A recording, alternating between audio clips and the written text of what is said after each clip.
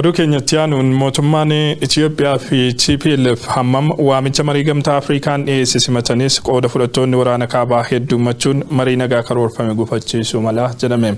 Keessumaa qooda fudhannaan Eertiraa fi ejjennoon bulchiinsi Isaayyaas Afwerqii TPLF irratti qabu tattaaffii nagaa buusuuf taasifamu kana danquu akka malu ibsa xiinxallee The African Report dhimmicha irratti barreesse. Gama biroon adeemsi marii waraana bilisummaa Oromoo hin hammanne rakkoo Itoophiyaa hiikuuf kan hin dandeenye ta'uu rogeeyyii fi qaamoleen garaagaraa hubachiisuu irratti argamu. Guutuun oduu kana itti aanee dhiyaata.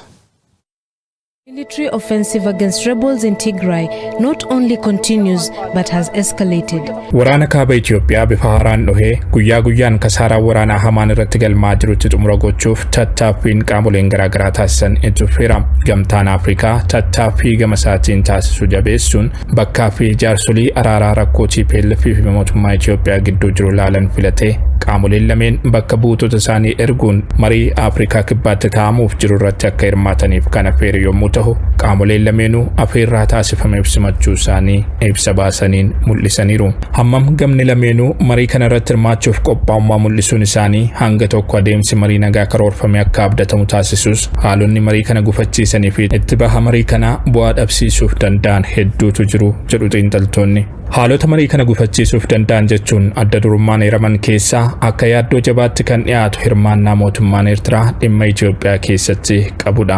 The African Report xiinxala dhimma kana irratti dubbisiiseen bulchiinsi Abiy Ahmed marii nagaa buusuuf taasifamu kana irratti qooda fudhachuuf fedhii qabaachuu isaa mul'isus ejjennoon bulchiinsa Isaayyaas Afwerqii kan dhabama TPLF arguu irratti hundaa'e adeemsa marii kanaatti danqaa jabaa ta'uu malaa jedha. Giddu seentummaan mootummaan Shaabiyaa dhimma Itoophiyaa irratti qabu haalota walxaxoo taasisuu irra darbee waraanni hamaa addunyaa keenyaa kan kaaba Itoophiyaatti geggeeffamaa jiru ejja ofiinsaa akka qabaatu taasisuu darbees biyyattiin gara nagaa waaraatti akka hin ceene taasisuuf kan danda'udha jedha xiinxalli kun.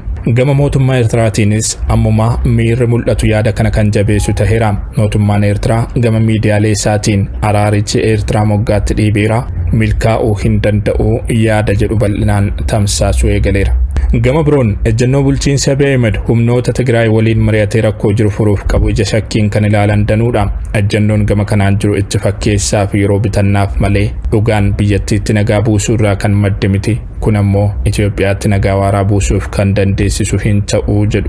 Mariin kun akkaatuma karoorfameen kan itti deemamu yoo ta'e illee fedhii gareelee lameenii walitti araarsuun qormaata jabaa ta'uus hedduun itti waliif galu. Kanaaf ammoo gareeleen lameen dhimmoota mariif hin dhiyaanne jechuun qabxiilee kanaan dura irra deddeebiin tarreessan fakkeenyummaan eeruun yaadota kanneen walitti araarsuun danqaa ta'uu malaa jedhu.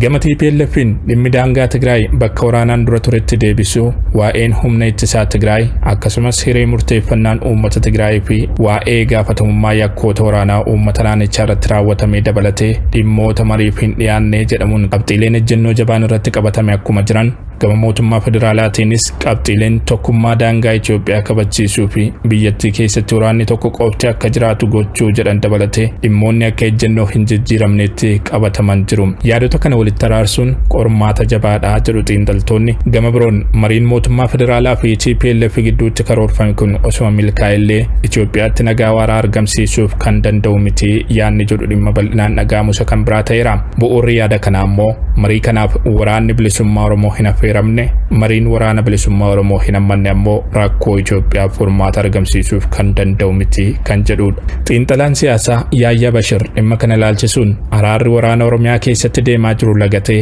garee abbaa fi ilmaa gidduutti qofa godhamu nagaa hawwamu hin fiduu jedha.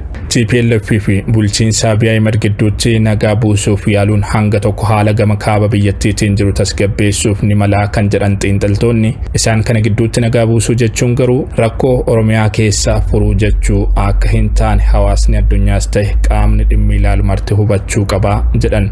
Hamma rakkoon Oromiyaa keessaa fala hin argatinitti ammoo Itoophiyaa nagaa gochuun akka hin danda'amne gadi jabeessanii hubachiisuun biyyattiif fala waaraa argamsiisuun kan barbaadamu yoo ta'e marii dhugaa hunda hirmaachisatu furmaata ta'a jechuun akeekaniiru.